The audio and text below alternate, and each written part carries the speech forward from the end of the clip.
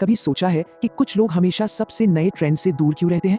तो चलिए आज इसी दिलचस्प साइकोलॉजी के पीछे की वजह को समझते हैं। हम सब किसी न किसी ऐसे इंसान को जरूर जानते हैं जो नए डांस ट्रेंड्स, वायरल हैशटैग्स या सबसे पॉपुलर शो से बिल्कुल दूर रहता है। पर सवाल ये है कि आखिर वो ऐसा करते क्यों हैं? देखिए, हर दूसरे हफ्ते एक नया इंस्टाग्राम डांस ट्रेंड आता है और सोशल मीडिया पर छा जाता है और ऐसा लगता है कि जैसे हर कोई बस वही कर रहा है। और ये कहानी सिर्फ सोशल मीडिया की नहीं है, यही चीज ब्लॉकबस्टर फिल्मों पर भी लागू होती है। हर कोई उसी नई फिल्म की बातें कर रहा होता है।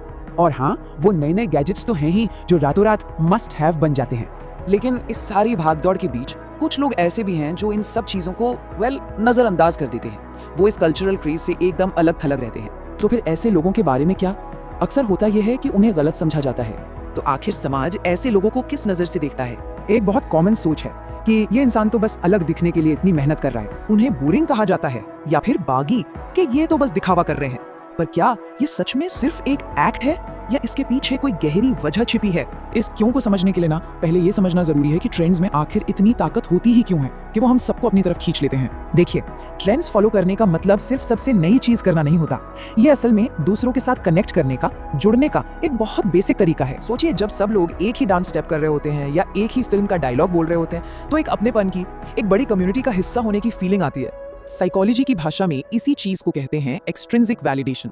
मतलब जब किसी को खुशी और अपनी कीमत का एहसास दूसरों की मंजूरी, उनकी एक्सेप्टेंस से मिलता है। तो अब सिक्के का दूसरा पहलू देखते हैं। उन लोगों की साइकोलॉजी को समझते हैं जो इन ट्रेंड से दूर रहते हैं। ये कोई दिखावा या एक्ट नहीं है, असल में ये उनके दिमाग की बनावट का, उनके सोचने के तरीके का हिस्सा है। जो लोग ट्रेंड्स फॉलो नहीं करते वो एक दूसरी चीज पर चलते हैं जिसे कहते हैं इंट्रिंसिक वैलिडेशन।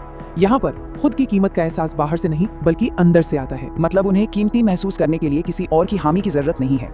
उनके लिए ऑथेंटिक होना यानी अपने लिए सच्चा रहना दूसरों की मंजूरी से कहीं ज्यादा जरूरी है। तो चलिए इन दोनों माइंडसेट्स को, इन दो तरह की सोच को एक बार आमने सामने रखकर देखते हैं। तो यहाँ पर ये एकदम साफ हो जाता है। एक तरफ है एक्सट्रिंसिक वैलिडेशन जो दूसरों की मंजूरी पर टिका है और दूसरी तरफ है इंट्रिंसिक वैलिडेशन जो ऑथेंटिसिटी या असलियत पर जोर देता है। एक की जरूरत है ग्रुप में फिट इन होना तो दूसरे की जरूरत है असली बने रहना। और एक बात यहाँ समझना बहुत जरूरी है कि इसमें से कोई भी तरीका बेहतर या खराब नहीं है।